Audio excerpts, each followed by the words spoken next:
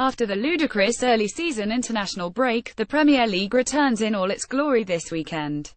Even though only 3 of the 38 fixtures have been played, it hasn't stopped the fans and media alike hyping up the top of the table and dismissing the bottom tier. This is not a unique occurrence, seeing as how after last season's opening trio of matches I and many others were convinced that Manchester City and Manchester United would be vying for the title, only for those predictions to come crashing down by the brutal reality of the long-term season. I mean, at this point last season Hull City and Middlesbrough were in 5th and 6th position, respectively, and we know how that turned out. So instead of trying to decide the winner after just 3 matches, let's take a look at 3 teams that could surprise and/or overachieve this season. It should go without saying that these predictions exclude catastrophic injury hits, which can blow up any season and obviously cannot be predicted, though things like squad depth can help in that regard. West Bromwich Albion, currently 5th. West Brom might just be the most underrated team in the league at the moment. Their manager, Tony Pulis, has become a walking meme due to his unfashionable sideline attire and the unabashedly English style of play his teams employ. However, his success with mid-table teams cannot be overlooked. His teams compete hard, they are tough to break down defensively, and they look to counter over the top, which can hurt teams that like to play a high defensive line. His team added great depth over the summer transfer window, with Grzegorz Krychowiak landing on loan from PSG, Kieran Gibbs from Arsenal, and young winger Oliver Burke from RB Leipzig.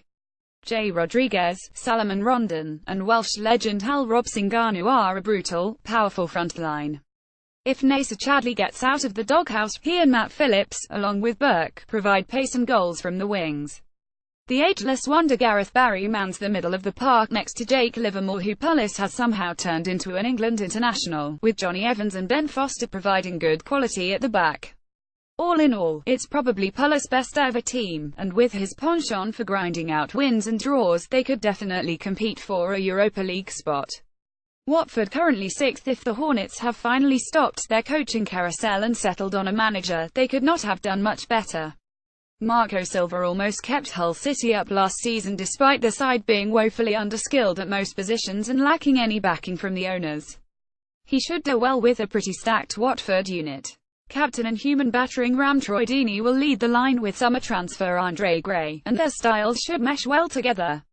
The additions of Mauro Zarate and Will Hughes to the midfield are excellent, as they should provide quality and depth behind team star Roberto Pereira and Etienne Capoue, with a serviceable Tom Cleverley and rising star Nathaniel Chalobah also vying for time.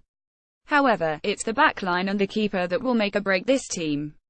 Last season they gave up far too many goals, 68, and they may not have done enough to stop that from happening again.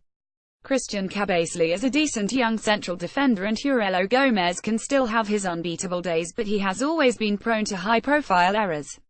The backline, on the whole, seems to be made up of fullbacks who would rather attack than defend, and central defenders who can defend but are slow.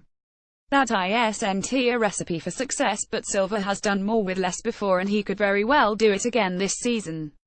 Burnley currently 10th. This is the hardest of the 3 on this list to predict.